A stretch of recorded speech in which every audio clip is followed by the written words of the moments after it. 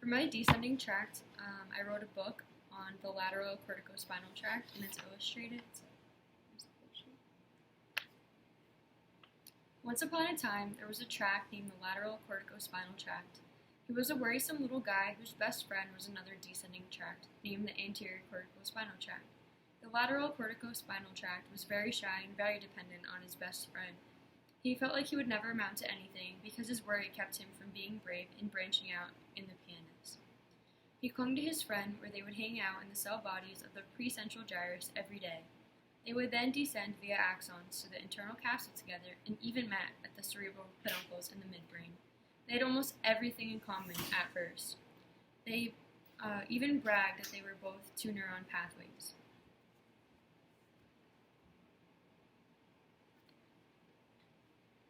The next day, the two best friends got in a huge argument over their daily plans.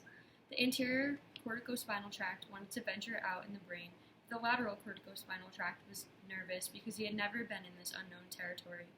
The anterior corticospinal tract wanted to adventure within the body, but the little lateral corticospinal tract was too nervous. The tracts decided to go their separate ways.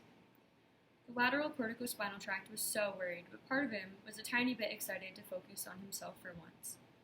This was his only chance not to be so dependent on his friend. His goal in life has always been to explore more areas of the brain to eventually help the body consciously control the limbs and fine motor muscles. If he didn't take this chance to explore the body on his own too, he would never accomplish his goal.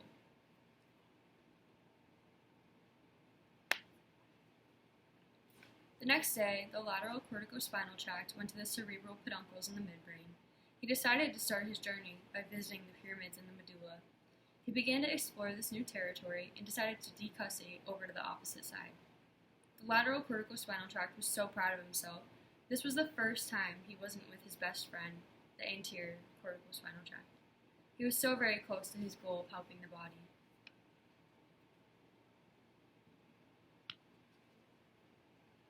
He felt so brave and confident after this exciting day, and was actually feeling extremely independent. He decided to explore further by descending in the lateral funiculus of the spinal cord. Here, he entered the gray matter to synapse on the alpha motor neuron in the ventral horn.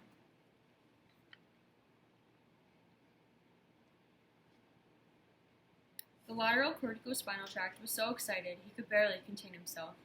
The axons of the alpha neurons finally passed out through the ventral horn to innervate PNS muscles.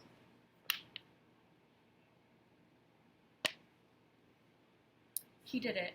This was the first time the lateral corticospinal tract ever accomplished his goals because he wasn't so dependent on his best friend anymore. He realized that this newfound independence was a good thing and that if he wants to accomplish a goal, he should. He was no longer scared to initiate the beginning of his dreams. If you don't take the first step, nothing will ever happen. Not only did he accomplish his goal of the conscious control of limbs and fine motor muscles, but he also enabled fractionation of individual muscles. While the lateral corticospinal tract was upset he parted ways with his best friend, he was excited that he took a ginormous leap of faith. The lateral corticospinal tract deals with conscious control of limbs and fine motor muscles, fractionation of individual muscles, and independent isolation of muscles. The motor aspect of me doing my hair starts with my precentral gyrus, where axons descend through the internal capsule and continue through the cerebral peduncles. Then goes to the pyramids where it decussates and descends to the lateral funiculus of my spinal cord, where the axons of alpha motor neurons pass out through the ventral horn to innervate my muscle. Here, I'm just running my fingers through my hair, which shows dexterity of my fingers.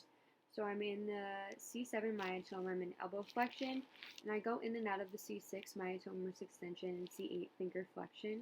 So here I just reach for a clip, and here I am sectioning off my hair, so I'm using my index finger and my thumb at this point for more precision work, and I'm using my index finger to twirl my hair around, and then I'm using finger flexion C8 to put my clip in, which is also manual dexterity.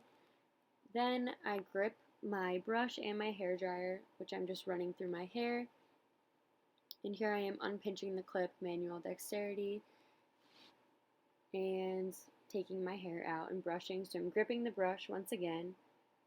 I'm kind of going in at in and out of elbow flexion, finger flexion, and wrist extension. Here I am gripping, again, the brush and the hair dryer, and here I am gripping and using precision manual dexterity on the serum. It's important to note that each item I was using, I was also manipulating by using my hands and my fingers.